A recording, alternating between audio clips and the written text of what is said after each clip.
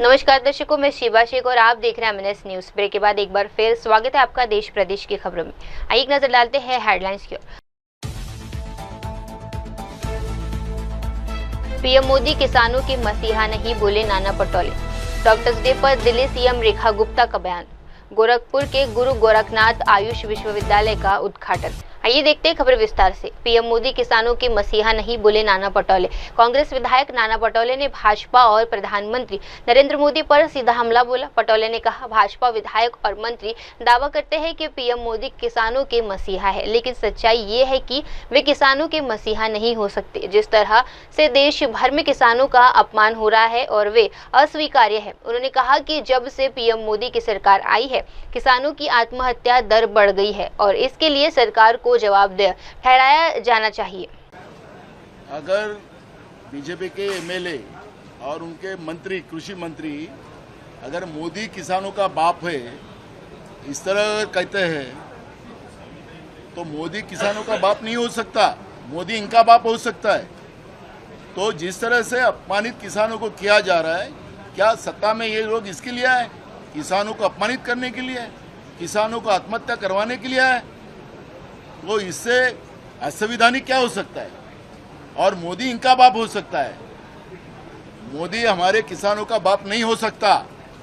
वो हमारे किसानों को मरवाने के लिए देश में सत्ता में आया, ये हम बोलेंगे। और ये बात वास्तविकता है। जब से मोदी की सरकार देश में आई, तब से देश में किसानों की आत्महत्या बढ़ी है। उनकी इनकम दुगनी करने वाले थे, अब तो फर्टिलाइजर के दाम बढ़ा दिए, बीज के दाम बढ़ा दिए और फसल के दाम कम कर दिए। किसान बर्बाद हो चुका है और ये किसान की लड़ाई हम लोग लड़ेंगे। किसान को इस तरह बर्बाद होने नहीं देंगे। उनके लिए अगर उनका सर्टिफिकेट नहीं चाहिए हमको, फडणवीस का सर्टिफिकेट नहीं चाहिए, क्योंकि वो किसान विरोधी है। और इसलिए मोदी इनका बाप हो सकता है, किसानों का नहीं। और मैं बार बार बोलूंगा। मुख्यमंत्री ने ये भी कहा कि आपने हमला करने की कोशिश की चेयर पे। अब वो मुख्यमंत्री के सर्टिफिकेट की जरूरत हमें नहीं है। मैंने हमला किया कि वो तो सब लाइव है, आप देख लीजिए। मैं उनको कह रहा था, अध्यक्ष जी को, कि किसानों की माफी मांगने लगा ही इनको, और वो जो लोगों ने बोला है उनके ऊपर कार्रवाई करने की बात कर रहा था। अगर उसके लिए अगर मैं हमला किया है, और मैंने हमला क्या होता, मारपीट तो नहीं किया, और ऐसे कुछ संकेत भी नहीं दिए। कोई ऊपर जाता है तो इसका मतलब ये नहीं है, और ये कोई आज नहीं हुआ है। नहीं, सवाल ये बार बार होते आया है। और जो आज सत्ता में बैठे उन्होंने तो बार बार किया है, बार बार। सवाल यही है कि क्या किसानों को न्याय दिलाने के लिए किसानों का अपमान जो किया है, उस बारे में अगर रूलिंग पार्टी का एक्स मिनिस्टर और एमएलए जिस तरह का भाषा का प्रयोग किया, उसका जवाब सरकार से हम लोग चाहते हैं। नाना भाव ने मांग की, तो क्या इसमें सरकार को क्या गलत लगा? और उल्टा इनको ही सस्पेंड करना मतलब हमारे आवाज को दबाने का है, क्लियर कट। और जब वो डायस पर गए थे तो ऐसा कोई गलत उन्होंने किया नहीं। उन्होंने अध्यक्ष जी से यही पूछा, स्पीकर से, कि किसानों के लिए हमें ये आप सरकार को कहो कि किसान के लिए जो आपत्तिजनक टिप्पणी की है उससे माफी मांगे, सरकार माफी मांगे, मुख्यमंत्री माफी मांगे, यही कहा।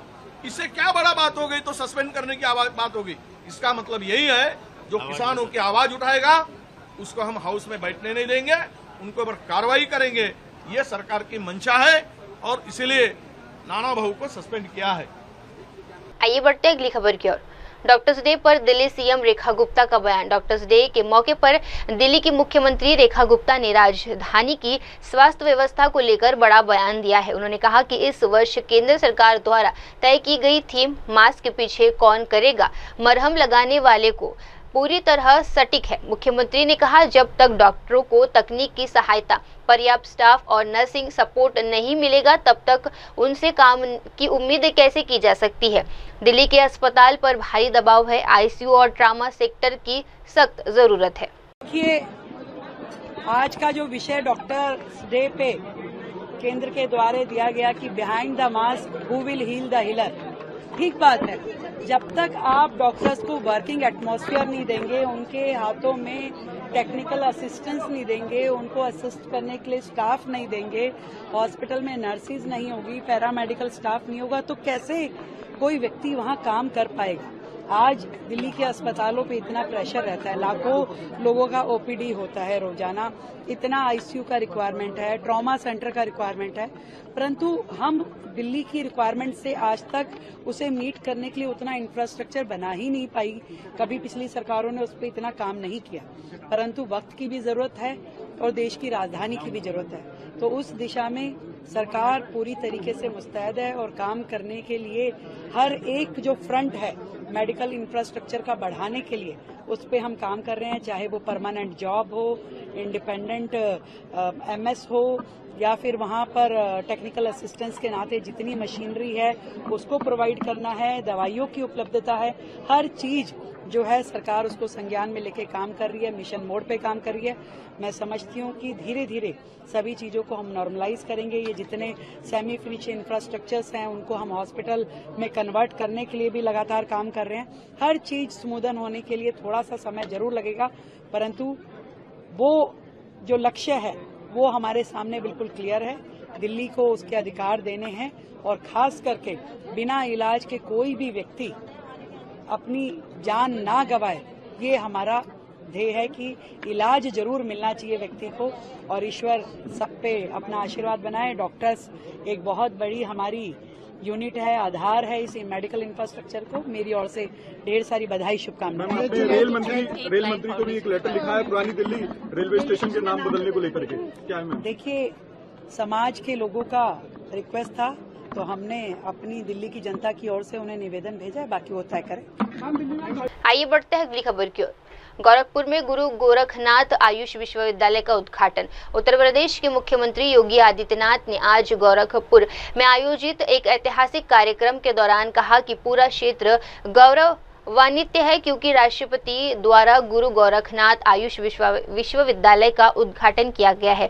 मुख्यमंत्री ने इस अवसर को पूर्वांचल के लिए एक ऐतिहासिक दिन बताया और कहा 2014 से पहले भारत की स्वास्थ्य सेवा को वैश्विक स्तर पर वे मान्यता नहीं मिली थी जिसकी वे हकदार थी, लेकिन प्रधानमंत्री नरेंद्र मोदी के नेतृत्व में देश को एक नई दिशा मिली। आज का दिन इस पूरे क्षेत्र के लिए अत्यंत गौरवशाली क्षण है, जब देश की राष्ट्रपति जी के कर कमलों से जो हमारी ट्रेडिशनल मेडिसिन की विधा है, जो पारंपरिक हमारी आयुष की पद्धति है, उसके एक विश्वविद्यालय का लोकार्पण उनके कर कमलों से हो रहा है। बहनों और भाइयों, हम सब जानते हैं 2014 के पहले भारत की आरोग्यता की सुविधा को वैश्विक मान्यता जिस रूप में मिलनी चाहिए थी, नहीं मिल पाई थी। हम आभारी हैं देश के यशस्वी प्रधानमंत्री जी का, जिन्होंने 2014 में आने प्रधानमंत्री बनने के साथ ही देश के अंदर आयुर्वेद, यूनानी, होम्योपैथ, योग एंड नेचुरोपैथी, सिद्धा, इन सब को मिलाकर के भारत की ये अलग अलग और दुनिया के कुछ महत्वपूर्ण ट्रेडिशनल आरोग्यता की विधाओं को आयुष मंत्रालय के रूप में देश के अंदर एक मंच दिया, और आज आयुष मंत्रालय देश के अंदर प्रधानमंत्री जी के मार्गदर्शन और नेतृत्व में देश के नागरिकों के मन में अपनी परंपरागत आरोग्यता की पद्धति का अनुसरण करते हुए संपूर्ण आरोग्यता के लक्ष्य को प्राप्त कर रही है। उत्तर प्रदेश का यह आयुष का पहला विश्वविद्यालय है।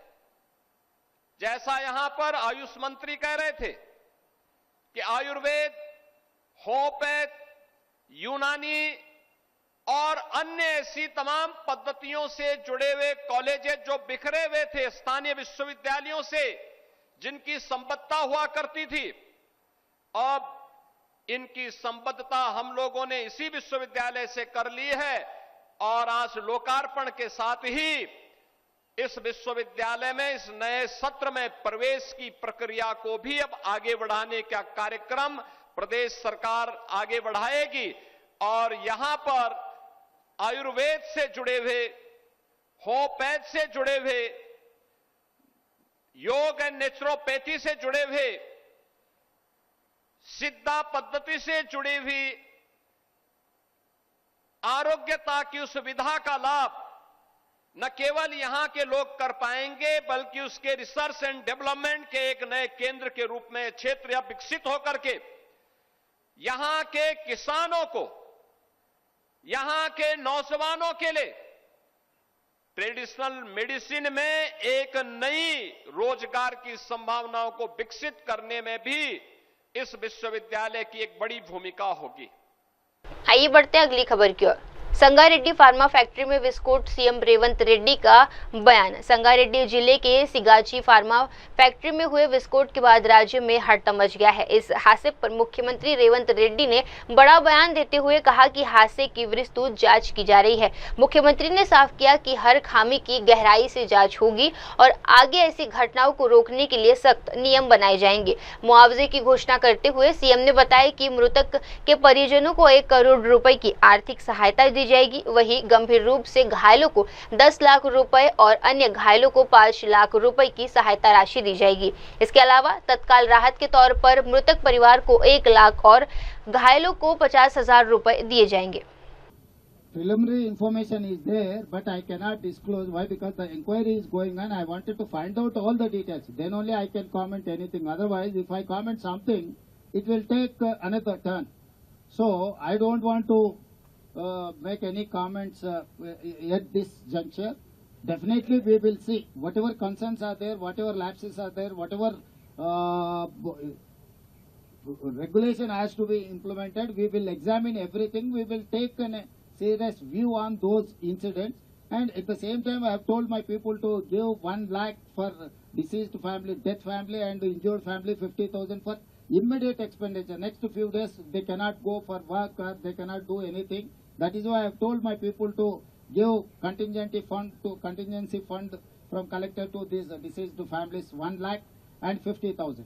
And at the same time, I have told my people 1 crore rupees for death families, 10 lakhs rupees major that accident and limited whatever injuries are there for them also 5 lakh rupees, and medical thing government will take care everything. So they need not worry about their medical treatment. 1 crore is compensation, 10 lakhs and 5 lakhs whoever is injured, for them also we are going to give compensation for them. And their kids also, if some family is having any kids to school, if they wanted to join in government residential school, I have told my people to examine all those cases individual, and we are there to provide education for their families. The what does preliminary investigation say? You have done the review meeting. What does preliminary investigation say? And did the company follow all the regulations and any anything late to?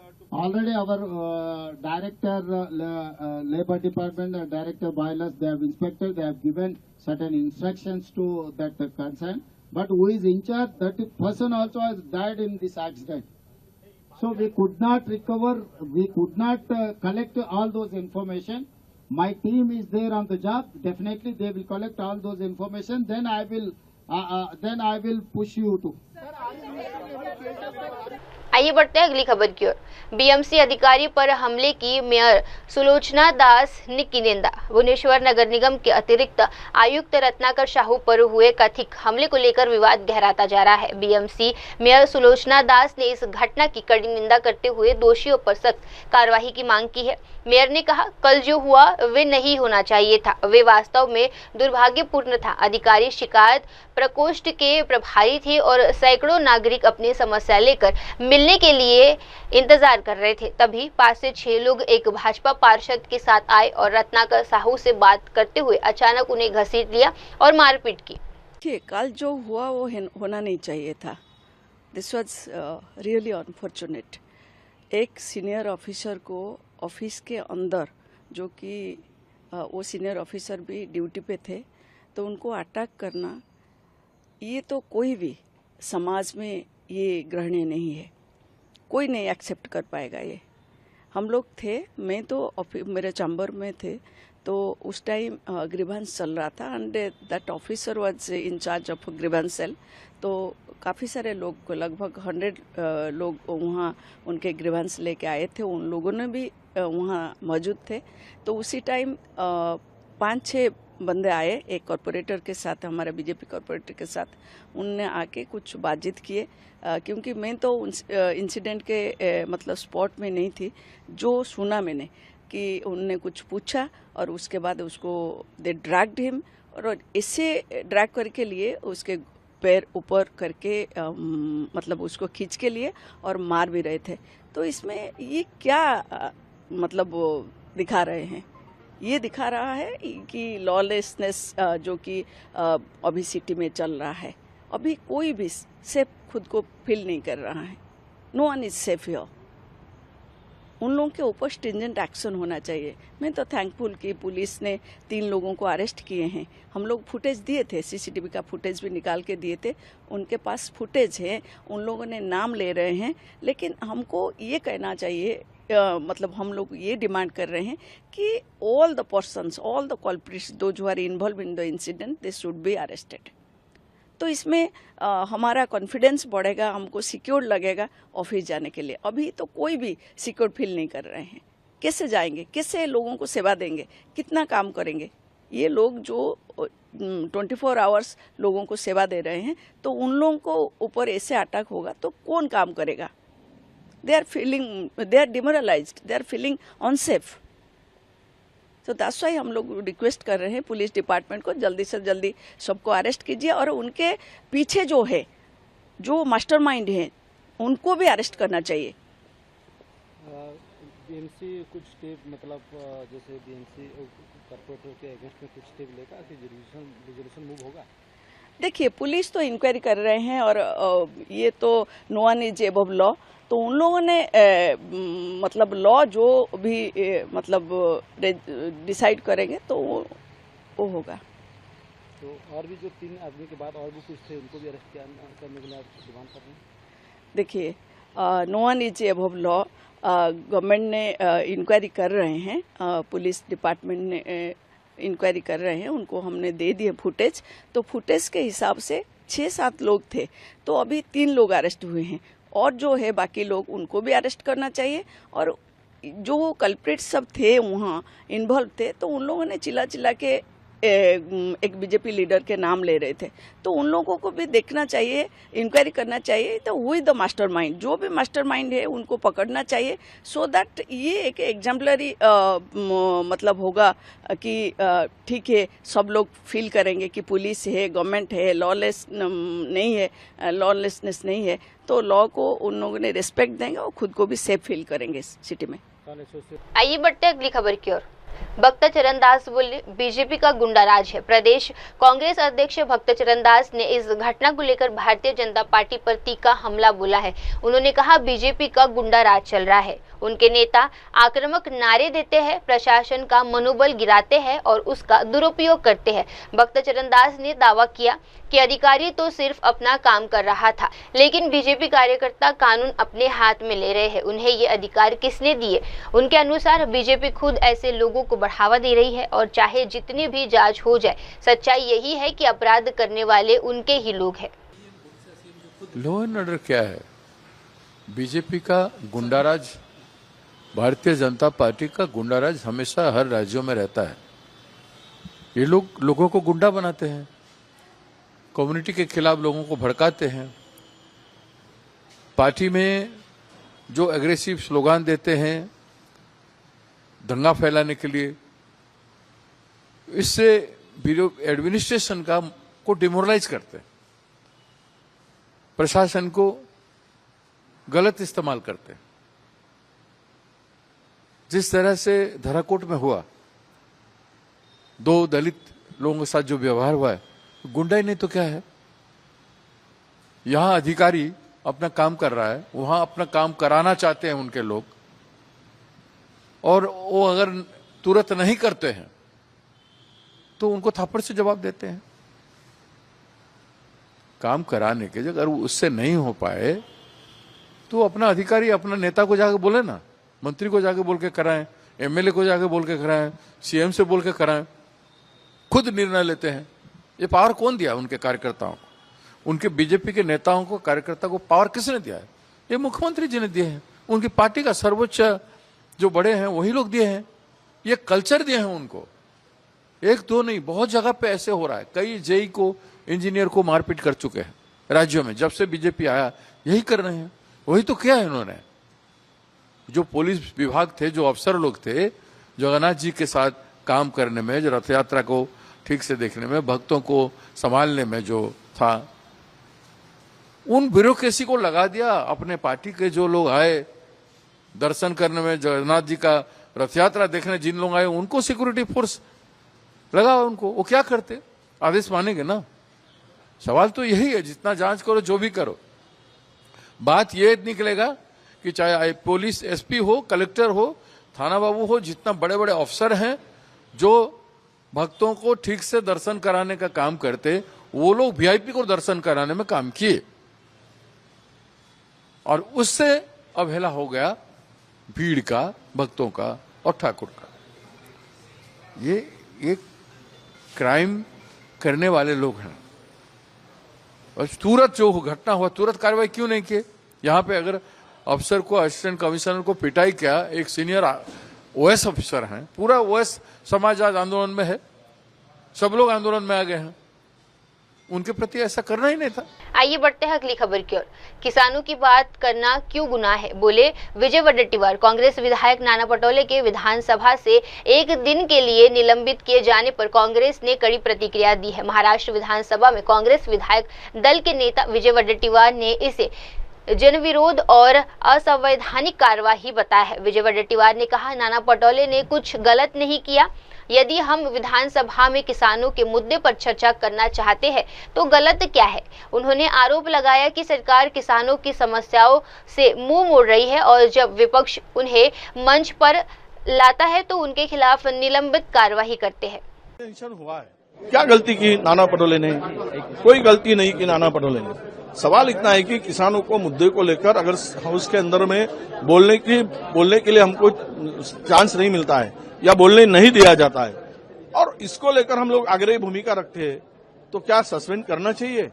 जो वक्तव्य यहाँ के ex minister ने और BJP के MLA ने किया है, वो इतना निंदाजनक है कि वो बातें हम लोग बोल नहीं सकते। इतना बड़ा अपमान किया है। हमारी मांग यही थी, उन्होंने ये कहा था कि किसानों को कि तुमको 6,000 रुपए हमारे बाप मोदी जी देते हैं, हमारे बाप के भरोसे तुम पलते हो, हमारे बाप के भरोसे तुमको कपड़ा मिलता है, हमारे बाप के भरोसे तुमको जूता मिलता है, तुम्हारी व्यवस्था हमारा बाप करता है। इस तरह से भाषा करना और किसानों का अवमान करना ये ठीक नहीं है।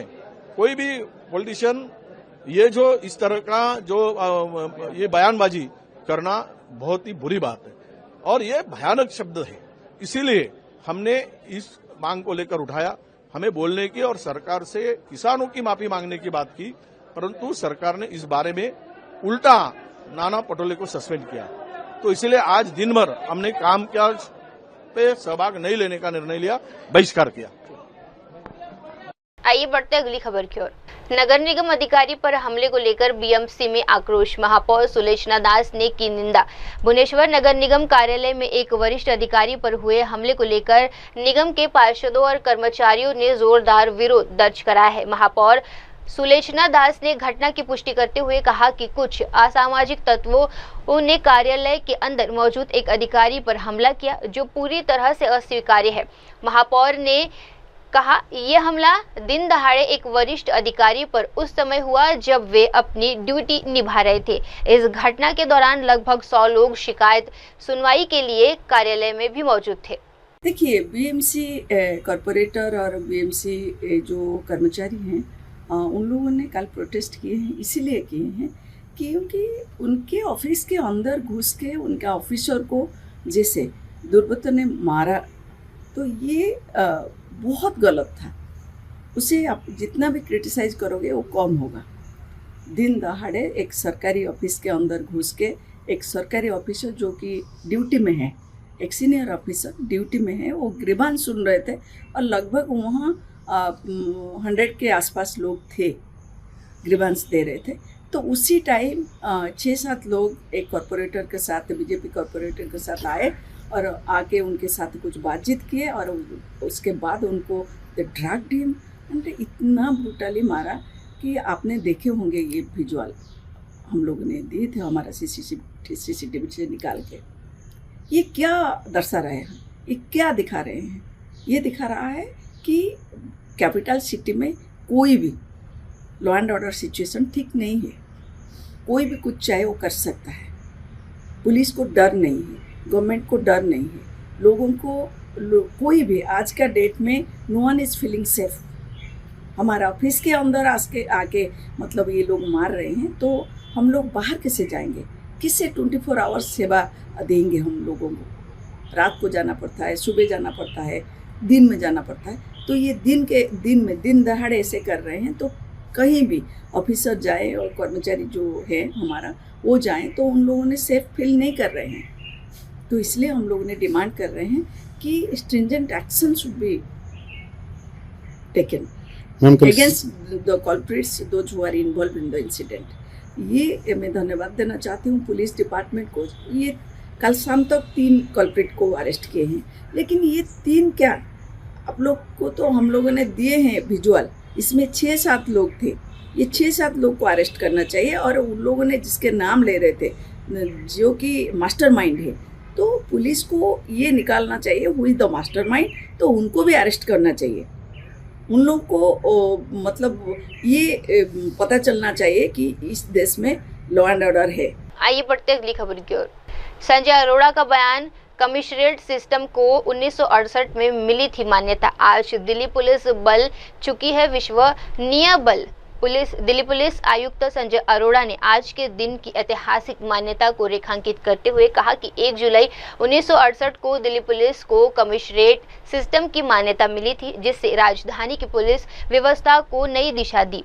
आयुक्त अरोड़ा ने कहा, आज दिल्ली पुलिस ने अनेक चुनौतियों को पार करते हुए खुद को एक विश्वसनीय और प्रभावशाली बल के रूप में स्थापित कर लिया है। उन्होंने बताया कि पिछले 1 वर्ष में पुलिस ने नशे के खिलाफ अभियान, साइबर अपराध, महिला और बच्चों के विरुद्ध अपराध, अवैध प्रवासन और आर्थिक अपराधों पर सख्त कार्रवाई की है। 1978 में इसी दिन दिल्ली पुलिस को कमिश्नरेट प्रणाली प्राप्त हुई थी।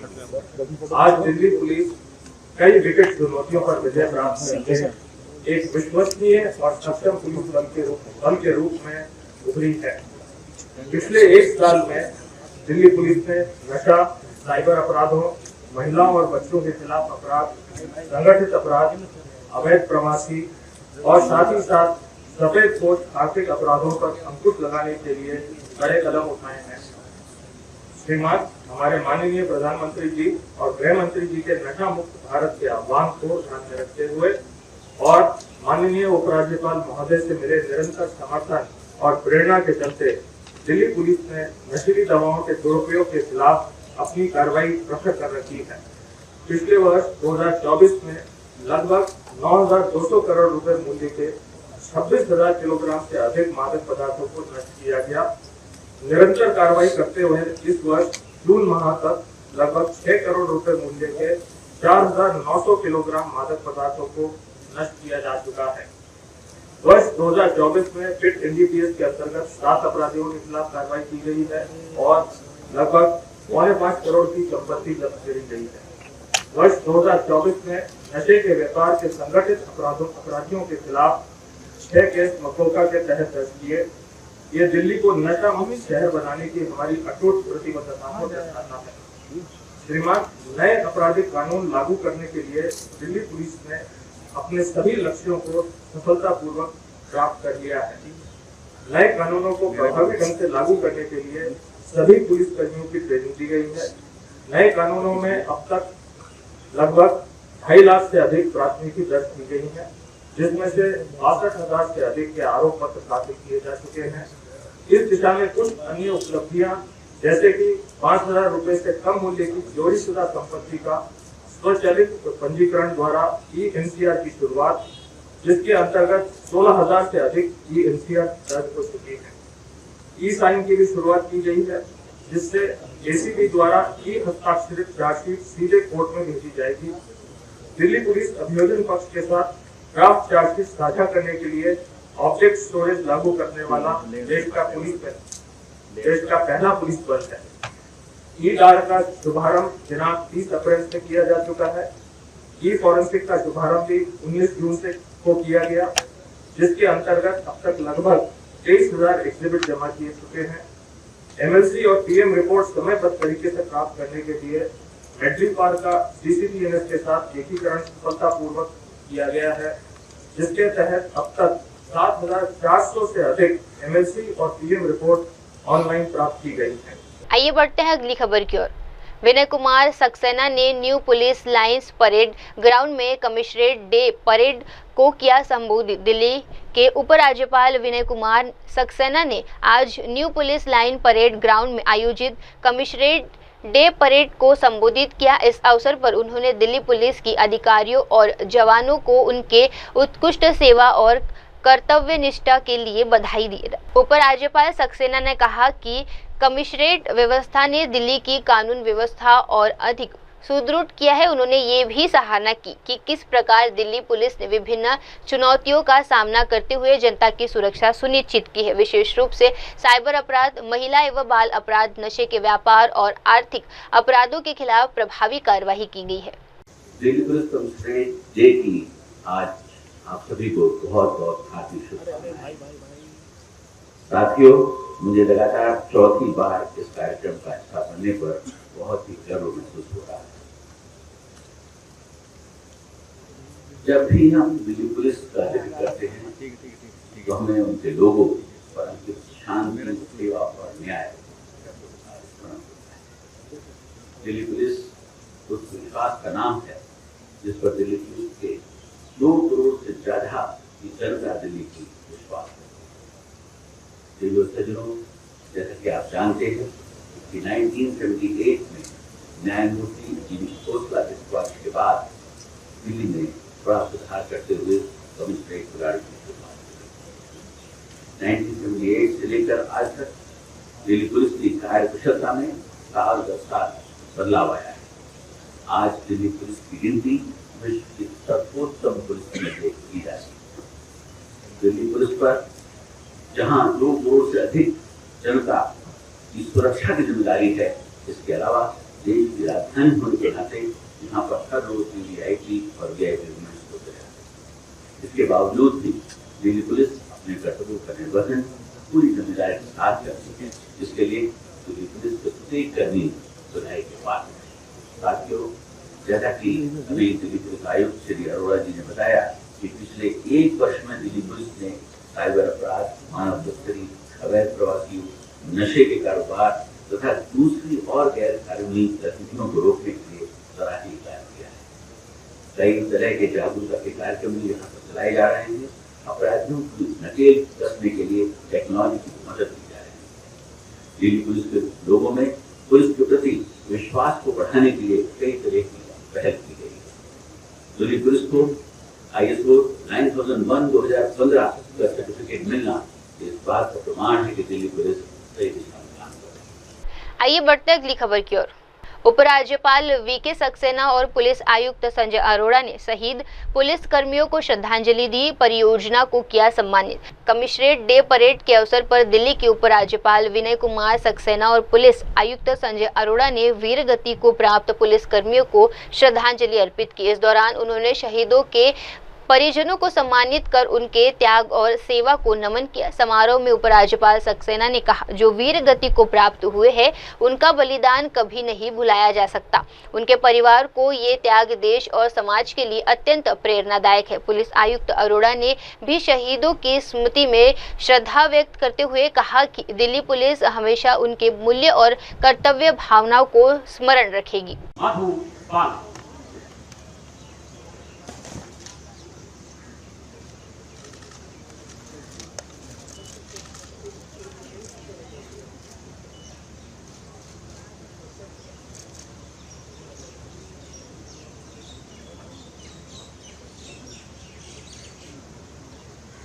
सिपाही हेमंत यादव मरणोपरांत।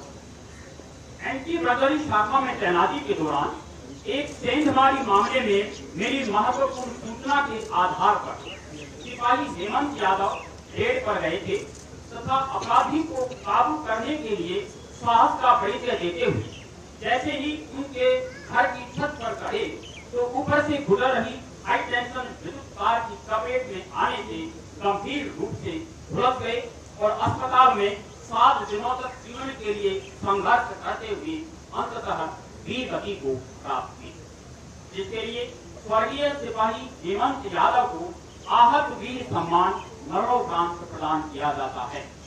सम्मान प्राप्त कर रही हैं उनकी धर्मपत्नी श्रीमती निधि कुमारी।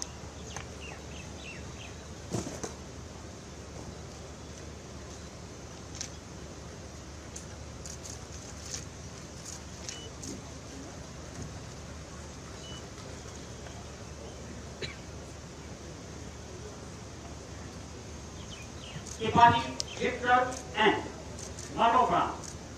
सिपाही विक्टर एन थाना सिविल लाइन में मोटरसाइकिल पेट्रोलिंग ड्यूटी पर तैनात थे जब वे एक पीसीआर कॉल पर जा रहे थे।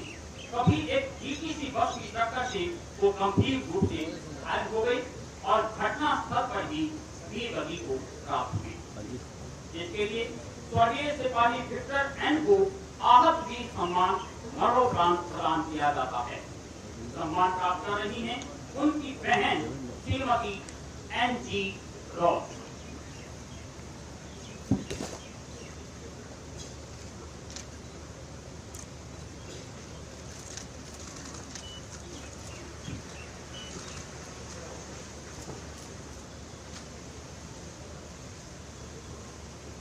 सिपाही चालक निखिल यादव मरणोपरांत। आप पीसीआर वाहन पर ड्राइवर के रूप में तैनात थे। दुर्भाग्यवश अचानक आपके दाहिने हाथ में गोली लगने से आप गंभीर रूप से घायल हो गए और आपको हॉस्पिटल ले जाया गया, जहां इलाज के दौरान आप वीर गति को प्राप्त हुए, जिसके लिए स्वर्गीय सिपाही चालक निखिल यादव को आहत वीर सम्मान मरणोपरांत प्रदान किया जाता है।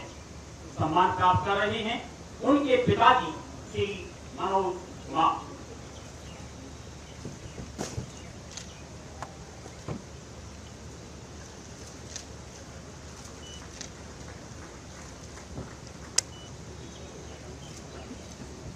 इंस्पेक्टर रविंद्र कुमार त्यागी SHO। आइए बढ़ते हैं अगली खबर की ओर। वक्फ कानून पर कांग्रेस कार्यकारी अध्यक्ष शहजादा अनवर का विस्तृत बयान। कांग्रेस के कार्यकारी अध्यक्ष शहजादा अनवर के वक्फ कानून को लेकर भाजपा पर कड़ी टिप्पणी करते हुए कहा कि भाजपा द्वारा अल्पसंख्यक समुदाय के विकास के लिए किए गए दावे पूरी तरह से झूठ और भ्रामक है। उन्होंने कहा कि भाजपा सरकार केवल बयानबाजी कर रही है, लेकिन असल में अल्पसंख्यक समुदाय की बेहतरी के लिए कोई ठोस कदम नहीं उठा रही है। शहजादा अनवर ने भाजपा से आग्रह किया कि वे अपने कार्यों और नीतियों पर गंभीरता से आत्मचिंतन करें और ये समझे कि जनता, खासकर मुस्लिम अल्पसंख्यक समुदाय की भावनाओं को नजरअंदाज करना न केवल गलत है, बल्कि इससे सामाजिक सद्भाव और देश की एकता को भी नुकसान पहुंचता है। मैं संदर्भ में कहना चाहूंगा कि जो जफर इस्लाम साहब हैं, जो झारखंड में आकर के जो विवादित बयान दिए हैं, खास करके वक्फ बिल के अमेंडमेंट के हिसाब से जो देश के अक़लियतों को, खास करके गरीब को और अमीर को बीच में बांटने का अंग्रेज जैसा भाषा का प्रयोग किए हैं, तो मैं उनको बताना चाहूंगा। और उन्होंने हमारे नेता आदरणीय इमरान प्रतापगढ़ी जी के बारे में भी कुछ बयानबाजी उन्होंने किया है। तो हमारे नेता भी कह रहे थे इमरान प्रतापगढ़ी एक ऐसा चेहरा है जो सिर्फ देश नहीं दुनिया उनको सुनना पसंद करती है, और उनके बारे में इस तरह का बयानबाजी करना, तो मैं जफर इस्लाम साहब से एक निवेदन करना चाहूंगा कि अगर आप वक्फ बिल अमेंडमेंट के बारे में उसको अच्छा मान रहे हैं और हमारे नेता आदरणीय इमरान प्रतापगढ़ी जी इसका विरोध कर रहे हैं, तो एक सर्वे करा ले जफर इस्लाम साहब कि आज का जो मीर जाफर कौन है, आज देश का गद्दार कौन है, आज अक़लियतों के समाज का गद्दार कौन है, तो यह दूध का दूध पानी हो जाएगा। आप अगर चाहें तो एक सर्वे करा लें कि जफर इस्लाम साहब जो बोल रहे हैं वो सही है कि इमरान प्रतापगढ़ी साहब बोल रहे हैं वो सही है। मेरा निवेदन होगा कि कम से कम झारखंड में आकर के इस तरह के बयानबाजी ना करें। हमारा जो तहजीब है हिंदू मुस्लिम सिख ईसाई आपस में मिल के रहने का, वो हमारा निरंतर चलता रहेगा। कोई भी किसी तरह का आकर के झारखंड में बोलेंगे तो उसका यहाँ पर किसी तरह का कोई फर्क नहीं पड़ने वाला है। हम और आप देखते हैं कि भारतीय जनता पार्टी के लोग बोलते हैं कि सबका साथ सबका विकास। क्या हमारे और आपके नजर से ऐसा नहीं गुजरा? मेरे अपने जीवन में पहला बार ऐसा देखने को मिल रहा है कि हमारा 140 करोड़ देश के इस 140 करोड़ वासियों के बीच में एक कोई जनप्रतिनिधि कह रहा है कि दुकान भी खुलेगा तो नाम देख करके खुलेगा। नमाज भी अगर हमको पढ़ना है तो हम अपने छत में भी नमाज नहीं पढ़ सकते हैं। हम अपना ईदगाह में भी नमाज नहीं पढ़ सकते हैं। जिस तरह का भाषा का प्रयोग किया जा रहा है, जिस तरह का संविधान को तार तार किया जा रहा है, तो कांग्रेस पार्टी हरदम संविधान के साथ खड़ी रहेगी। और कांग्रेस पार्टी सबके लिए है, हिंदू मुस्लिम सिख ईसाई के लिए है।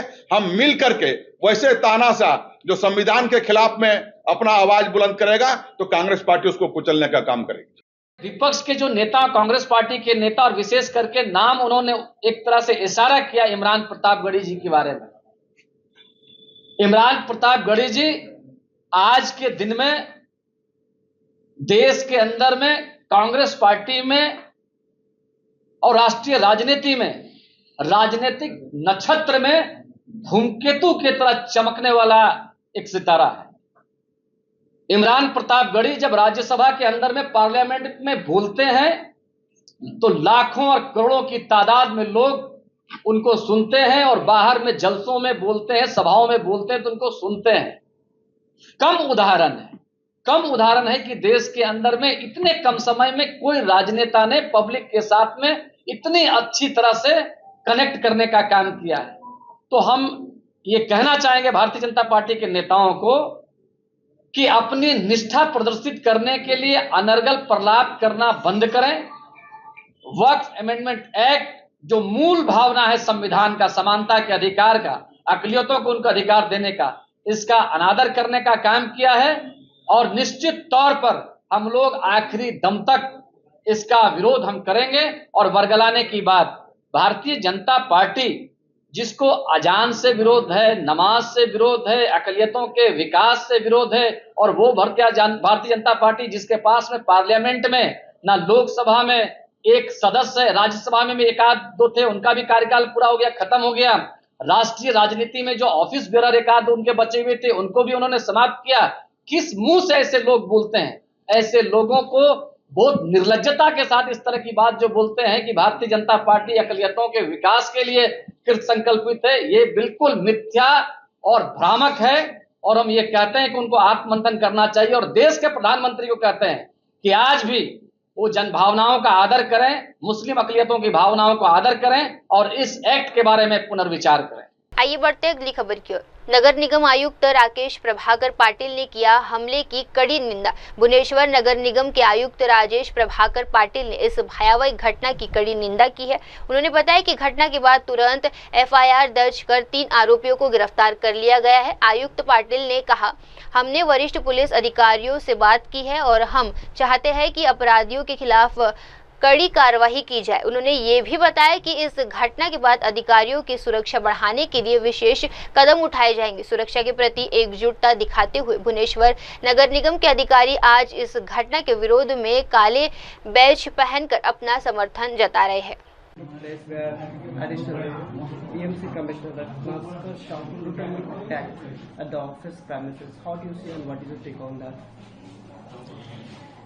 Yeah, this incident happened yesterday when Mr. Sahu was attending the public grievances. We all condemn this kind of ghastly incident, and we immediately lodged FIR, and 3 people have been arrested so far. We have spoken with the senior police officials and respected DG sir, CS sir, and we want that stern action shall be initiated against the culprit, and all our officials they are demanding that, and we are quite sure that the action will be initiated. Sir, do you think there were security lapses at the office premises? Somebody had entered and misbehaved at issue BMC. How do you think so? Generally, during the grievance hearing, we don't expect people to come like this. This was a very unprecedented incident, never happened in the history of BMC. So since it is a public office, generally no elaborate security arrangement is there. But looking at the incidents in the background, we will certainly strengthen the security of the officers and officials working in the corporation, so that this kind of incidents is not repeated in the future.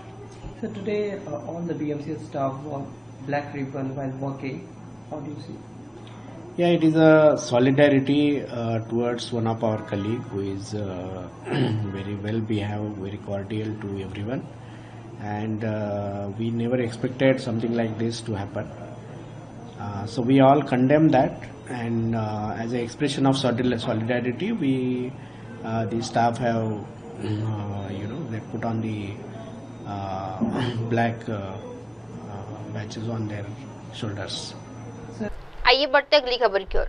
TMC नेताओं की चुनाव आयोग से मुलाकात। आगामी चुनाव को लेकर टीएमसी प्रतिनिधि मंडल ने आज दिल्ली में भारतीय चुनाव आयोग से मुलाकात की। प्रतिनिधि मंडल ने मंत्री फिरहाद हकीम, कल्याण बनर्जी, अरूप बिस्वास और चंद्रिमा भट्टाचार्य शामिल थे। बैठक के बाद फिरहाद हकीम ने मीडिया को बताया कि हमारी नेता ममता बनर्जी चुनाव आयोग का सम्मान करती है और हमने ये स्पष्ट कर दिखाया है, हमारा उद्देश्य चुनाव प्रक्रिया को निष्पक्ष बनाए रखना है। टीएमसी नेताओं ने चुनाव से ठीक पहले फर्जी मतदाताओं की संख्या में बढ़ोतरी का मुद्दा उठाया। हमने दिल्ली और महाराष्ट्र जैसे राज्यों में देखे गए फर्जी वोटर ट्रैंक को लेकर आयोग को अवगत कराया है। हम कल्याण बनर्जी के नेतृत्व में अरूप बिस्वास साहब, चंद्रिमा भट्टाचार्य जी मैडम, बोरिच के सब मिल के हम लोग इलेक्शन कमीशन में गए थे। हमारे लीडर ममता बनर्जी, उन्होंने गणतंत्र के ऊपर अपना फेथ व्यक्त करते हुए इलेक्शन कमीशन को सम्मान देती है। उस लिहाज से हमने ये स्पष्ट किया है उन्हें, जो कुछ पॉइंट है जो हमें व्यथित करता है जो इलेक्शन कमीशन के। हमारे नेता कल्याण बनर्जी स्पेसिफिकली बोला उन्हें, जो आज जो फेक वोटर का मसला होता है, इलेक्शन से पहले इतना वोटर आप इंक्लूड कर देते हैं, जैसा महाराष्ट्र में हुआ, जैसा दिल्ली में हुआ, ये गलत हो रहा है। तो उन्होंने कहा जो देखिए ये कानून है जो हम 45 दिन आगे तक इलेक्शन नॉमिनेशन के दिन तक हम इंक्लूड कर सकते हैं, मगर कल्याण बनर्जी बोला इससे जो है धांधली होता है और फेक वोटर अंदर आता है। तो उन्होंने एक निर्णय लिया, मैंने हम लोग बोला आप निर्णय लीजिए, शायद वो लेंगे। जो ठीक है, अगर नया वोटर इंक्लूड करना है तो 18 साल हो, 50 साल के वोटर वो इलेक्शन से 3 दिन आगे, 50 साल तक वोट नहीं दिया, 3 दिन आगे उनको लगता है जो ये वोटर दिए। दूसरे जो इन लोग ये कहा था जो 2003 से बाद जिसका एनरोलमेंट है उसे जांच होगा, उसका वोट बर्थ सर्टिफिकेट लेगा, वो लेके भी कल्याण बनर्जी ने अपना जो है व्यक्त किया अपना वक्तव्य। उसमें उन्होंने कहा जो नहीं, 24 तक जो वोटर वोट दिया है उसके लिए ये नया डॉक्यूमेंट नहीं लगेगा, मगर जो 24 तक वोट नहीं दिया और अभी जाके एक उम्र होने के बाद वो चाह रहा है तो उनके लिए डॉक्यूमेंट लगेगा। और कल हमारे ये सब जो टीम है, दूसरे जो एक बहुत बड़ा पॉइंट है ये है जो सेंट्रल फोर्स अंदर जाता है, बूथ के अंदर जाता है और कहीं कहीं जगह देखा गया है वोटर को प्रभावित करता है। तो इसके लिए हमने उन्हें सुझाव दिया कि अगर सेंट्रल फोर्स रहे तो स्टेट पुलिस भी रहे, दोनों रहे अंदर में, और जहाँ पर बूथ के अंदर जहाँ पोलिंग होता है उसमें कोई फोर्स ना जाए। एक अगर कोई गंडगोल हुआ कहीं पर वो वीवीएम छिनताई हुआ और दूसरा हो गया, नहीं तो नहीं जाए। तो इसके बारे में वो उन्होंने कहा जो हम ये सीरियसली चर्चा करेंगे और आगे जाके हम लोग देखेंगे जो ये ठीक होगा, ठीक वो क्या कर रहे हैं नहीं कर रहे हैं। मगर हमारे पार्टी, हमारे नेत्री ममता बनर्जी गणतंत्र में सर्वोच्च दो चीज़ को मानती है, वो एक इलेक्शन कमीशन और दूसरा है हमारे सुप्रीम कोर्ट। ये कल्याण बनर्जी ने कहा जो ये दोनों हम लोग मानते हैं, इसलिए हम रेस्पेक्ट करते हैं और हम we believe that election commission निष्पक्ष रहेगा। कोई एक पक्ष के लिए एक कानून और दूसरा पक्ष के लिए एक कानून ये नहीं हो। जैसा कुछ ही दिन पहले ये बाई इलेक्शन से पहले पेट्रोपोल में अमित शाह जी गए थे और वहाँ पर जाके एक ऑफिशियल फंक्शन में पॉलिटिकल स्पीच दिए थे जो जहाँ पर इलेक्शन होगा उसका लगा हुआ जगह था। तो ये लेके भी बहुत हमारे गंभीर चर्चा हुई और हमने कहा जो ये बंद होना चाहिए। उन्होंने भी बोला जो हाँ हम इसमें भी देखेंगे जैसा ये फिर से ना हो। तीसरा जो एक बहुत बड़ा पॉइंट है वो है जो इलेक्शन के समय देखा जाता है जो गवर्नर साहब वो जहाँ पर सेंट्रल गवर्नमेंट की पार्टी का स्ट्रांग होल्ड होता है वो वहाँ पर दोहरा में निकल जाते हैं। तो उन्होंने कहा जो देखिए ऐसा एक कंप्लेन आया था जहाँ पर हम गवर्नर के फ्लाइट को रोक दिया था, हेलीकॉप्टर को रोक दिया था जहाँ पर वो जा नहीं पाए। आगे भी जाके ऐसा कुछ कानून बनाया जाएगा, ऐसा कुछ नियम बनाया जाएगा जो गवर्नर ये काम आगे जाके नहीं कर सके। तो ये सब चर्चा हुई है और हाँ इस चर्चा के जो फल है इसके लिए हम लोग सब अपेक्षा करेंगे। बिहार में जो स्पेशल इंटेंसिव रिवीजन हो रहा है, कुछ मुद्दे हैं वही मुद्दे में चल कल्याण वो बात किया। आप जो 2003 को बोला है तो 2024 में तो इलेक्शन हुआ, 2024 में जो इलेक्शन हुआ है उसको क्यों नहीं बेस लेवल पकड़ता है? आप 2003 के क्यों पकड़ता है? और 2003 से 2024 जो जिसको एनरोल्ड हो गया वोटर उनके जो वोट दिया आप कैसे डिलीट करने सकता? आप कैसे डेट ऑफ बर्थ का आप क्यों उसने बोला ठीक है 2024 में जो इलेक्शन हुआ है उसको बेस लेवल करने के लिए कंसीडर करेंगे। हम लोग को जो बोला ना आज के वो जो फिरोज जी ने जो बोला और हमने हम लोग जो पॉइंट बोला उसमें उन्होंने बोला 3-4 पॉइंट बहुत अच्छा पॉइंट है। ये सुझाव बहुत डिस्कशन अच्छा हुआ, very friendly discussion. We have a respect for the Election Commission of India. Our leader always respects Election Commission of India. We respect the Election Commission of India. We respect judiciary.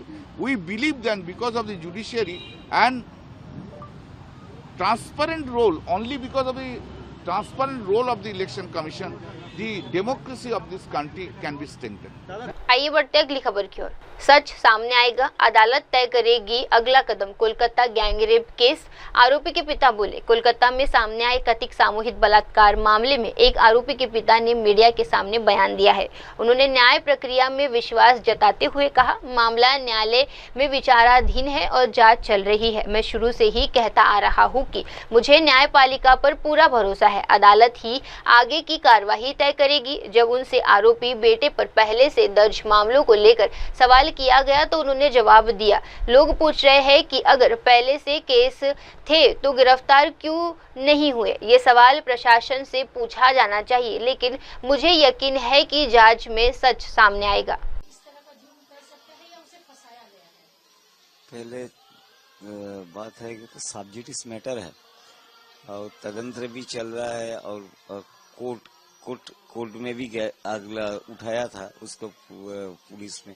हम पहले से ही बोल रहे हैं कि आइन का प्रति मुझे पूरा आस्था है और हमारा जो संविधान है, हमारा जो जुडिशियरी है उसका ऊपर पूरा आस्था है। उस दिन उस दिन भी उठाया था कोर्ट में, अरेस्ट करके अब बोले तो वो क्या था, पीसी माने पुलिस का अंदर में पुलिस उसका जानकारी से करके आज के पूरा जो जानकारी हुआ होगा वो आज एक दिखाएगा। और उसका बाद जुडिशियरी जो हमारा है वो जुडिशियरी जो समझेगा, कोर्ट जो समझेगा तो वही करेगा। कानून और संविधान पर आपको पूरा भरोसा। राज्य सरकार पर बोले तो कितना भरोसा है? राज्य सरकार जो के ऊपर पुलिस का ऊपर मुझे पूरा, कलकत्ता पुलिस का ऊपर भी पूरा भरोसा है। एक बच्चे की हद जो होती है वो सबसे ज्यादा माँ बाप को पता होती है। आपका बेटा 30 साल पार कर चुका है, उसकी हद ये तक हो सकती थी कि वो रेप कर सकेगा, ऐसा आपको कभी लगा? अभी हम ये बात तो सब जुडिस मैटर है, अभी बोलने से तो कोई फायदा नहीं है। जो सब जुडिस में है बहुत कुछ भी मुझे भी बोलना है कि बहुत भी मीडिया में बोल रहे हैं कि आगे ये है वो है, तो उस समय क्या कर रहे थे? उस समय पकड़ा नहीं क्यों? सोचे कि बोल रहे कि 18, 19, 13, 14, कोई तो 12 ऐसे ही बोल रहे हैं ना। हर मीडिया बोलिए, वो छोटा वाला क्या बोलते हैं उसको, वो सब बोलते हैं। तो उसी समय उसको पकड़ना है। कोई अपराध होगा, अगर हम कोई अपराध किया होगा तो हमको तो पहले ही पकड़ेगा ना। अल्टीमेटम हमें अपराध करेगा उसका बात है। सब जुडिस मैटर है, अभी हम कुछ नहीं बताएंगे। जो पूरा हमारा कलकत्ता पुलिस का जो तदंतर प्रक्रिया प्रणाली है उसका ऊपर पूरी आस्था है, और भारत के न्याय विचार पर मुझे पूरी आस्था है। जो सच है सामने चला आएगा। मनोजीत के खिलाफ पहले बहुत सारे मामले भी हुए हैं, जिसे लेकर आज कोलकाता पुलिस के सीपी ने भी कहा कि हम उन मामलों की भी जांच करेंगे कि क्या था क्या नहीं। कीजिए ना, उसमें तो कोई बात नहीं है। वो भी एक बात हम बोलने भूल गए, वो कॉलेज में वो आक्रांत भी हुआ था, हॉस्पिटलाइज भी हुआ था शंभुनाथ पंडित में। वो कॉलेज का ही गंडगोल जैसे होता है ना, कॉलेज में घुसने उसमें आज तो सब बोल रहे हैं, वो बोलने दीजिए। जब सब जुडिस मैटर है इसमें हम कुछ नहीं बोलेंगे। जो प्रशासन का प्रति पूरा आस्था है, जो ढूंढेंगे जो है सब पूरा हो जाएगा। दूध का दूध, पानी का पानी हो जाएगा। और जुडिशरी का मुझे पूरा आस्था है। जो भी कोई भी तदंतर संस्था तदंतर करेगा तो पूरा तदंत करेगा ना। आपका जो ये है वो भी तदंत, पॉजिटिव भी तदंत करेगा, नेगेटिव भी तदंत करेगा, सभी तदंत करेगा। एक आदमी, इतना बुरा आदमी इतना दिन कैसे ये किया, और इतना पढ़ाई लिखाई जो बोली है उसका तो कोई गांठ होता है ना, तो उसमें उस तक कैसे गया? तो बहुत बात है ना। अभी तो सब जुडिस मैटर है इसमें, और हम कुछ नहीं बोलेंगे। कहीं ना कहीं आपको भी लगता है कि बेटा फंसाया गया है? फंसाया है कि नहीं फंसाया है, हम इसमें कोई टिप्पणी नहीं करेंगे, क्योंकि सब जुडिस मैटर है। हम तो जुडिशियरी नहीं है और हम तदंतकारी संस्था नहीं है। वो जो करेगा वो सही होगा।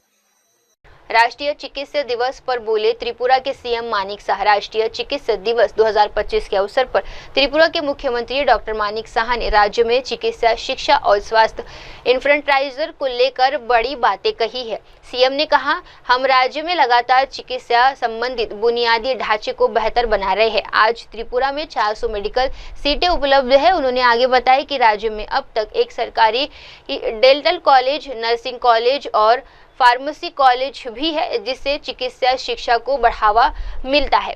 सीएम मानिक साह ने यह भी कहा कि अब न सिर्फ राज्य के छात्र बल्कि देश के अन्य हिस्सों में भी छात्र त्रिपुरा में अध्ययन के लिए रुचि दिखाते हैं।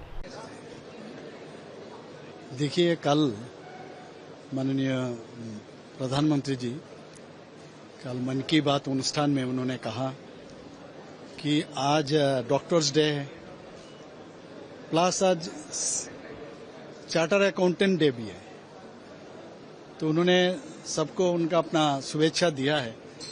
और आज स्टेट में हर साल में जब डॉक्टर्स डे मनाया जाता है, आज भी यहाँ पर स्टेट का जो यहाँ पर कार्यक्रम हुआ, उसमें मैंने माननीय प्रधानमंत्री जी का जो मैसेज है इन लोगों को मैंने दिया।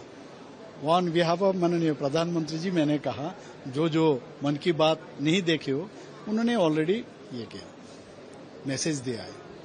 और देखिए, डॉक्टर बीसी राय, विधान चंद्र राय जिनको कहते हैं, उनका जन्म और मृत्यु दोनों एक ही दिन में है। मेरे ख्याल से ऐसा कुछ कम ही लोग होगा जिनको इस तरह माने जन्मदिन में मृत्यु हुआ होगा, स्वर्गवास हुआ है। तो ये दोनों दिन हम लोग मना रहे हैं। और मेन ये डॉक्टर्स डे जो हम लोग मनाते हैं, उनके टाइम में हमने जो इनके बारे में जो जाना कि उन्होंने महात्मा गांधी जी के आह्वान से वो सत्याग्रह में भी भाग लिए और कलकत्ता यूनिवर्सिटी का वो वाइस चांसलर भी रहा और कलकत्ता जो म्यूनिसिपैलिटी है उसमें भी वो मेयर भी थे वहाँ। तो हर जगह में आप देखिए उनका स्थान हर जगह मतलब पूरा। और जब उनको सेकंड चीफ मिनिस्टर के रूप से उन्होंने दायित्व लिया, उसके पहले स्वर्गीय प्रफुल्ल चंद्र घोष थे, उनके बाद ही उन्होंने ये दायित्व दिया। और महात्मा गांधी जी का वो फ्रेंड भी थे और उनका चिकित्सक भी थे। और ऐसा चिकित्सा उनके बारे में हम लोग सुनते हैं। एक तो कि पेशेंट आजकल तो कितना सीटी स्कैन, पेट स्कैन, क्या क्या इन्वेस्टिगेशन के बाद डायग्नोसिस में आते हैं। उनके टाइम में वो चेहरा देख के वो समझ जाते थे कि पेशेंट का क्या रोग है।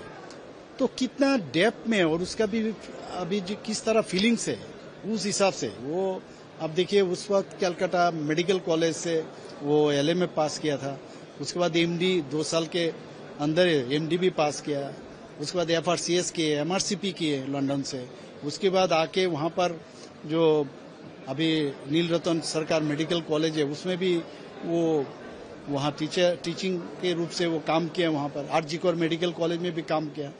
और इनके टाइम में वहाँ पर इंडस्ट्री जो अभी वेस्ट बंगाल में उसके बाद नहीं दिखाई दिया, इंडस्ट्री डेवलपमेंट हुआ। उसके बाद बहुत सारे स्कूल जो नरेंद्रपुर का हो या और भी बहुत सारा जो स्कूल है वहाँ पर किया है। और उनके टाइम में पूरा वेस्ट बंगाल में हमने देखा 4 शहर उन्होंने बनाया, जिनके नाम से अभी सॉल्ट लेक उनके नाम ही से विधान नगर करके नाम दिया है। और बर्धमान से शुरू करके कल्याणी से शुरू करके बहुत शहर उन्होंने बनाया। और एक माने एक तो सुचिकित्सक, एक स्वाधीनता संग्रामी और एक एडमिनिस्ट्रेटर और मुख्यमंत्री के रूप से उन्होंने जितना काम किया है पूरा वेस्ट बंगाल के लिए। और आज हम MCI बोले, उनके टाइम में ही MCI और IMA इंडियन मेडिकल एसोसिएशन ये सब उनके टाइम में हुआ। इवन एम्स का जो चिंता उनके टाइम में हुआ है। तो मैं समझता हूँ उनको याद करना चाहिए आने वाले जो डॉक्टर्स है। और इन डॉक्टर्स के लिए भी एक मैं समझता हूँ एक रोड मैप उन्होंने रखा है। और खास करके इस बार का जो थीम है जे बिहाइंड द मास्क जो डॉक्टर्स है उनके बारे में जनता को सोचना चाहिए। इतना मेहनत ये डॉक्टर्स लोग करते हैं, इतना स्ट्रेस में रहते हैं, उसके बावजूद भी खास करके कोविड के टाइम में इतना मेहनत किए, उनके बारे में थोड़ा सा सोचना चाहिए। और डॉक्टर्स को भी जो पेशेंट आता है, पेशेंट के साथ जो सफरिंग पीपुल और उनके साथ जो पार्टी आते हैं उनके साथ भी, क्योंकि बेचारा क्या करेंगे, लोड है, लेकिन उनके साथ भी प्रेम से बात करें। और माने भाई साहब ऐसा उनको भी डॉक्टर्स के बारे में सोचना चाहिए। त्रिपुरा में हम लोग अभी स्वास्थ्य के विषय में आप बोलोगे तो बहुत सारा यहाँ पर इंफ्रास्ट्रक्चर हम लोग डेवलप किए हैं। यहाँ पर मेडिकल कॉलेज 400 सीट हो गया पूरा त्रिपुरा में मेडिकल का आसन। उसके बाद dental college, government dental college 63 हो गया, फार्मेसी कॉलेज है, BSc नर्सिंग कॉलेज है। उसके बाद नर्सिंग इंस्टीट्यूट सरकारी बेसरकारी बहुत, अभी बाहर से भी बहुत लोग यहाँ पर आने के लिए माने इच्छुक है। तो इस तरह माने त्रिपुरा में अभी स्वास्थ्य व्यवस्था बहुत ही अच्छा। पहले बातों में बाहर चले जाते थे, यहाँ पर काल ही आप सुने हो ये 3rd टाइम किडनी ट्रांसप्लांट हुआ है। हम लोग लीवर ट्रांसप्लांट के लिए सोच रहे हैं और भी मेरो का ट्रांसप्लांट के लिए भी सोच रहे हैं और बात भी हो रहा है।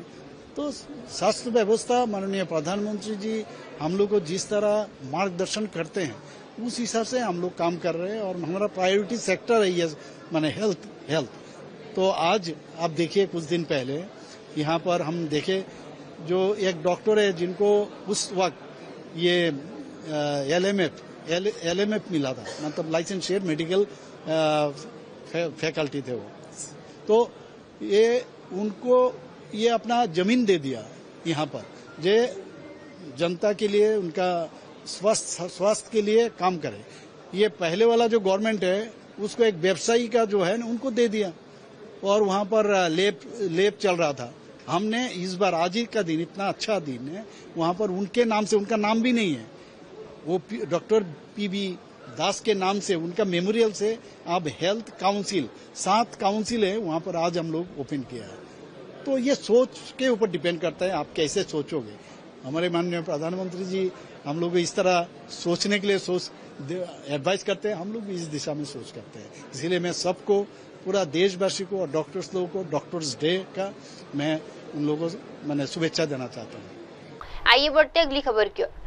भक्त चरण दास की मांग, आरोपी भाजपा नेता हो गिरफ्तार। ओडिशा कांग्रेस अध्यक्ष भक्त चरण दास ने भाजपा पर गंभीर आरोप लगाए हैं। उन्होंने कहा कि भाजपा हिंसा की राजनीति में विश्वास रखती है। भक्त चरण दास ने एक जन सुनवाई के दौरान हुई घटना का हवाला देते हुए कहा कि एक IAS अधिकारी जो एक अतिरिक्त आयुक्त है, उन्होंने भाजपा कार्यकर्ताओं ने पीटा और घसीटा।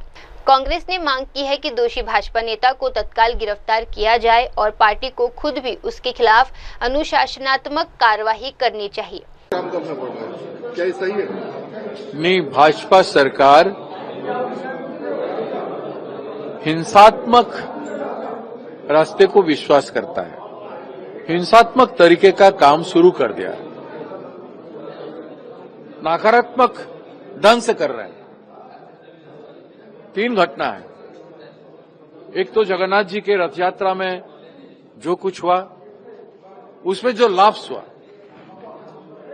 वो भी नकारात्मक अप्रोच था भाजपा सरकार का। और यहां जन सुनानी जो होता है, हियरिंग, पब्लिक हियरिंग जो होता है, उसमें ओडिशा के सीनियर मोस्ट OAS ऑफिसर जो है, जो ACP है, एडिशनल कमिश्नर है, पब्लिक हियरिंग चल रहा था और उनको जाके 8-10 बीजेपी कार्यकर्ता और एक काउंसिलर जाके उसको पीटते हैं, कलर पकड़ के खींच के ले जाते हैं, नीचे गिरा दे के उसको जो हो सकता है पैर से, हाथ से, सबसे उनको मार के उनको घायल करते हैं। और उसमें कहते हैं, क्यों जानते हैं कारण क्या है? उसमें कहते हैं हमारे जो MLA प्रार्थी था उसको पब्लिक हियरिंग में क्यों नहीं बुलाया? क्या एक हारा हुआ व्यक्ति को पब्लिक हियरिंग में बुलाने का कोई प्रोटोकॉल है कहीं भी, किसी भी राज्य में? कोई ऐसा काम, जो अधिकारी है वो एक अच्छा इंसान है, जिसको पूरा OAS ऑफिसर ओडिशा के समर्थन में वो काम बॉयकॉट करने का नोटिस दिया। इस तरह से सरकारी अधिकारी को पीट के बीजेपी के कार्यकर्ताओं का राज चलेगा। मोहन बाबू चीफ मिनिस्टर का राज चल रहा है कि नहीं? चीफ मिनिस्टर है तो सरकार को न्याय दो, आप कानून बना दो कि हारे हुए लोगों को भी पब्लिक हियरिंग में बुलाया जाएगा। आप कानून बनाओगे नहीं, आप बीजेपी का एजेंडा पे चलोगे, गुंडागिर्दी करोगे, ऑफिसरों को, कई ऑफिसरों को पीट चुके भी हैं, इंजीनियर लोगों को मारपीट भी कर चुके हैं। ऐसे नहीं चलता सरकार, उसका हम निंदा करते हैं और इमीडिएटली जिन लोगों को गिरफ्तार नहीं किया है, इंक्लूडिंग दैट MLA कैंडिडेट, गिरफ्तार करने के लिए हम मांग रखते हैं। ये क्या बीजेपी का अंदरूनी जो कलह चल रहा है, कई आदमी CM बनना चाहते हैं, उन लोग जानबूझ के ये सब प्रॉब्लम क्रिएट कर रहे हैं? क्यों कल आपका कांग्रेस वाले को भी नहीं, बीजेपी पार्टी का माँ बाप कोई है कि नहीं? उनके पार्टी में डिसिप्लिन एक्शन लिया जाता है कि नहीं? लेना चाहिए कि नहीं? ऐसे में लेना चाहिए। एक तरफ ऐसे कर रहे हैं, दूसरे तरफ जो एडिशनल पुलिस कमिश्नर भुवनेश्वर का है, उसी को शाबाशी दे रहे हैं कि जो पब्लिकली कहा है, कैमरा में कहा है कि पैर तोड़ दो कांग्रेस, युवा कांग्रेस के लोगों का, तुम्हारे पास आए तो तुम पैर तोड़ के मेरे पास आओ, मैं तुमको अवार्ड दूंगा। ऐसे पुलिस बाहिनी को एडिशनल कमिश्नर ऑफ पुलिस ने कहा है खुलेआम। क्या ये कहने का अधिकार उसको दिया है हमारी संविधान, हमारी कानून ने? क्या एक खाकी वर्दी पहन के इस तरह की हिंसात्मक शब्दों का इस्तेमाल, मार देने का, पैर तोड़ने का, ये सब बातें कह सकता है? इतना बड़ा वायलेंट अप्रोच एक पुलिस अफसर का होना चाहिए क्या? ये बीजेपी राज में, उड़ीसा में हुआ है और इसके लिए उसको हम चाहते हैं कि उसका वर्दी उतारो। पहले वर्दी का सम्मान नहीं किया है, वर्दी का अपमान किया है, कंप्लेंट किया है युवा कांग्रेस ने कमिश्नरेट में, और उसका वर्दी पहले निकालें, नहीं तो वर्दी का अपमान होगा। दूसरे वर्दी पहनने वाले अच्छी अफसरों का अवहेलना होगा।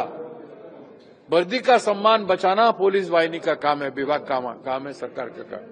पहले रथ यात्रा में विभ्राट हुआ, उसके बाद आप लोग को धमकी दिया गया, फिर एडिशनल कमिश्नर पीटा गया, तो ये क्या कोई जानबूझ के षड्यंत्र चल रहा है? गुंडाराज बना रहे हैं, आतंकराज फैला रहे हैं। लोगों के काम करो ना। 1 साल की उत्सव मनाए, यहाँ पे मोदी जी आए, 11 साल और 1 साल का एक साथ उत्सव मनाए। उत्सव का परिणाम यही है, सारा उत्सव मनाने का परिणाम वही है। और सब लोग मिलकर बीजेपी के पूरे देश भर के जितने लोग आए थे रथ यात्रा में उत्सव मनाने जगन्नाथपुरी गए थे, उत्सव मनाने। और जो उत्सव मनाने वाले जो लोग आए थे बाहर से, इंक्लूडिंग अदानी जी, उत्सव मनाने अदानी आए, रथ यात्रा के दिन नहीं आए, दूसरा दिन आए। तब तक मुख्यमंत्री जी और पूरे कमेटी वालों ने जगन्नाथ जी का रथ को रोक दिया और रोक के दूसरा दिन चलाया। और दूसरा दिन चलाते समय भी पहले वो भी वीआईपी जो है अदानी आए, वो भगवान को नमस्ते किए और पहले रथ उन्होंने खींचा। तो पूरा ध्यान अदानी कैसे आए, अदानी कैसे पूजा करे, अदानी कैसे रथ यात्रा में भागीदारी ले और उसका सुरक्षा कैसे हो, इसी में सारा पुलिस फोर्स, सारा अधिकारी, मुख्यमंत्री, डिप्टी मुख्यमंत्री, लॉ मिनिस्टर, सारे लोग अदानी का संरक्षण में थे। जगन्नाथ जी के संरक्षण में और भक्तों के संरक्षण में कोई नहीं था, जिसके कारण आज 3 लोग मरे। मैं पूरा बीजेपी पार्टी के जिम्मेदार व्यक्तियों को जिम्मेदार ठहराता हूं। जगन्नाथ जी के साथ खिलवाड़ किए, उनके भक्तों के जान के साथ खेले हैं। अब 25 लाख कंपेंसेशन से क्या होगा? क्या वो तीनों जान वापस आ जाएगी? क्या जगन्नाथ जी का स्वाभिमान, गारिमा वापस आ जाएगा? आप माफी इसलिए मांग रहे हो कि आप गिल्टी हो। आप जगन्नाथ जी को लेस इंपोर्टेंस दिया और आपने इंपोर्टेंस दिया अदानी को। अदानी के कारण मैं तो ओडिशा की जनता को निवेदन करूंगा कि अदानी को बैकआउट करें सब लोग। ओडिशा राज्य में बैकआउट करना चाहिए, उसको ह्यूमिलेट करना चाहिए, अपमानित करना चाहिए, ताकि आइंदा वो भी वीआईपी गिरी ओडिशा के मिट्टी में नहीं दिखाए। जगन्नाथ जी के साथ और उनके भक्तों के साथ वो भी वीआईपी नहीं दिखाए। आइए बढ़ते हैं अगली खबर की ओर। अमरनाथ यात्रा पर बोले डिप्टी सीएम सुरेंद्र चौधरी। अमरनाथ यात्रा को लेकर उप मुख्यमंत्री सुरेंद्र चौधरी का बड़ा बयान सामने आया है। उन्होंने कहा कि अमरनाथ यात्रा सिर्फ एक धार्मिक यात्रा नहीं बल्कि जम्मू कश्मीर का एक त्योहार है जो भाईचारे और सांस्कृतिक एकता का प्रतीक है। उन्होंने कहा इस यात्रा की सबसे बड़ी खूबसूरती ये है कि इसका बेस कैंप जम्मू में है और बाबा अमरनाथ का मंदिर कश्मीर में है। ये जम्मू और कश्मीर के बीच के भाईचारे का संदेश देता है जिसे पूरी दुनिया जानती है। देखिए, ये जो यात्रा है ये जम्मू कश्मीर का एक त्योहार है, जम्मू कश्मीर का एक फेस्टिवल है। क्योंकि मैंने अंदर भी कहा ये यात्रा बाबा बर्फानी की, बाबा अमरनाथ की, ये हमारे बुजुर्गों से शुरू हुई थी और हम तो अपने बुजुर्गों से और आप लोग भी अपने बुजुर्गों से कहानी और किस्से इस यात्रा के सुनते हुए आए हैं। और इस यात्रा की खूबसूरती भी यही है कि जम्मू में इसका बेस कैंप है और बाबा के दर्शन कश्मीर के अंदर हैं। यही भाईचारा जो जिसकी मिसाल जम्मू कश्मीर की देश और दुनिया में दी जाती है। क्योंकि मैंने हमेशा कहता हूं कि जम्मू कश्मीर का भाईचारा और जम्मू कश्मीर की मेहमान नवाजी देश और दुनिया में जानी जाती है। और ये खूबसूरत जो दोनों चीज़ें हमें मिली हैं, हमें फ़ख्र है कि हमें अपने बुज़ुर्गों से मिली हैं। और हमेशा हमारी कोशिश रहती है कि अपने बुज़ुर्गों की दी हुई विरासत को हम संभाल के रखें। हम बच्चे उनके, हम आप सब भी हम बच्चे हैं अपने बुज़ुर्गों के। और अगर हमारे हाथ से ये भाईचारा और ये मेहमान नवाजी अगर निकल गई जम्मू कश्मीर से, तो समझिए हमने उस दिन हम सही मायने में जम्मू कश्मीर का अपना रीति रिवाज, अपना कल्चर, अपनी संस्कृति खो जाएंगे। तो लिहाजा आज उसी बाबा बर्फानी की जो यात्रा शुरू होने वाली है परसों से, उसी का रिव्यू मीटिंग लेने आया था और मैंने ट्रैक अपनी आंखों से देखा और मुझे जब आज ट्रैक में गया, मेरी सदियों बड़े सालों की मेरी एक सपना था कि मैं बाबा अमरनाथ के दर्शन करूं, नहीं कर पाया। शायद बुलावा आज as a deputy chief minister बन के आना था तो वो आया, मेरे भोले की शुक्रिया। और जब मैं गया, और उस समय एक वजह ये भी ना आने की थी कि ट्रैक बड़ा टेढ़ा मेढ़ा था और इतना नहीं चल पाते थे, लेकिन जब मैं आज गया मुझे ये कहने में खुशी हो रही है कि बीआरओ का बहुत बड़ा काम मैंने देखा, और जिस काम के लिए बीआरओ जानी जाती थी वो बीआरओ ने वहाँ वो ट्रैक बनाया है।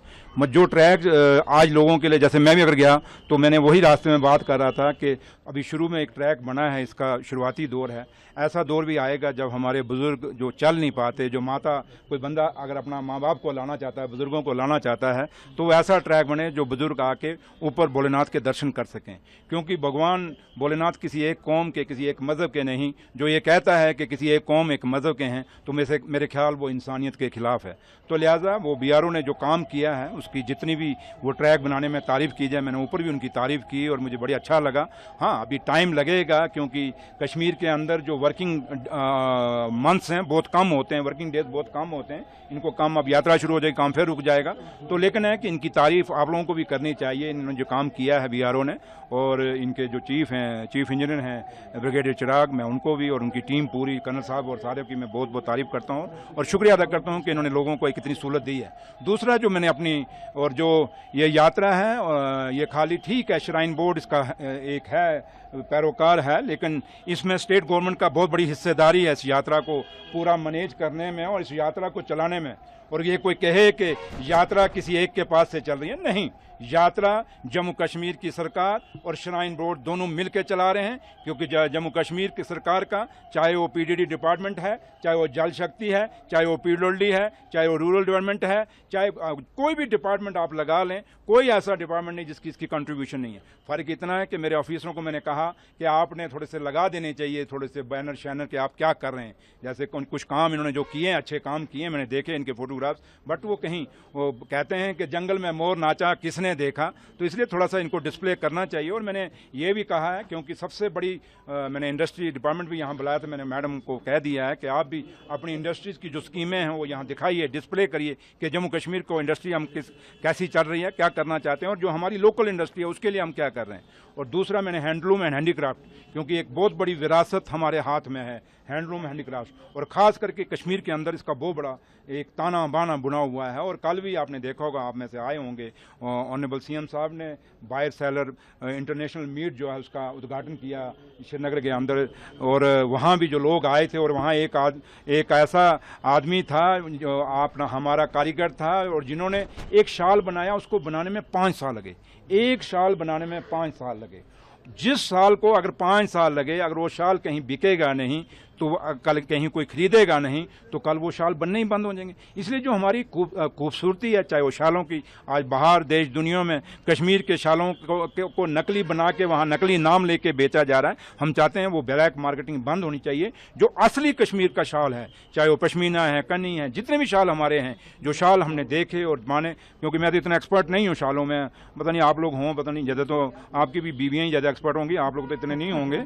तो लिहाजा मैं इतना ही कहूँगा कि ये जो इतना चीज़ें हमारी विरासत हैं, ये मैंने इनको कहा कि यहाँ स्टॉल लगाइए आप, और मैं एडमिनिस्ट्रेशन को भी कह के जा रहा हूँ, इनको जगह देनी चाहिए हैंडलूम हैंडीक्राफ्ट को, और वो यहाँ एक स्टॉल लगाएं, जिससे ये जो यात्री हमारे आएंगे उनको वो शाल देखें। कुछ अगर खरीद के दो शाल बिकेंगे तो हमारे लोगों का इंकरेजमेंट ही होगी, जो हमारे लोग कारीगर बना रहे हैं।